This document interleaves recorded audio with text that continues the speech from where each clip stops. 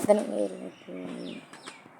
ஒரு டீச்சர் ஒரு பையனை தண்டம் முண்டம் நாயை பேய் விஷம் அப்படின்னு திட்டுறாங்க. அந்த பையன் ஸ்கூல் முடிஞ்சு வீட்டுக்கு வந்ததும் ஆபீஸ்ல இருந்து டென்ஷனா வந்திருக்க அவங்க அப்பா கிட்ட போயிட்டு, அப்பா அப்பா தண்டம்னா என்ன அப்படின்னு கேக்குறான். அவங்க அப்பா, நம்ம வீட்டுக்கு சும்மா சும்மா வராங்களே சொந்தக்காரங்க, இவங்களாம் தான்டா தண்டங்க.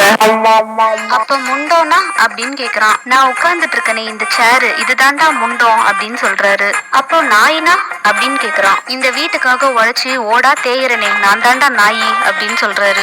அப்போ பேய்னா என்னன்னு கேக்குறான். வேற யாரு, உங்க அம்மா தான்.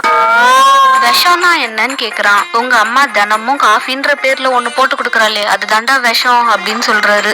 ஒரு நாள் இந்த பையன் வீட்டுல இருக்கும் போது அவங்க வீட்டுக்கு சொந்தக்காரங்க வராங்க. இந்த பையன் அவங்கள பார்த்து, வாங்க வாங்க தண்டங்களா, முண்டத்து மேல உட்காருங்க, பேய் குளிக்குது, நாய் வெளியே போயிருக்கு, நான் போட்டு கொடுக்கற விஷத்தை கண்டிப்பா குடிக்கணும் அப்படின்னு சொல்றான். வந்தவங்க எல்லாரும் அப்படியே திரும்பி போயிட்டாங்க. குழந்தைங்க கெட்ட வார்த்தை பேசல,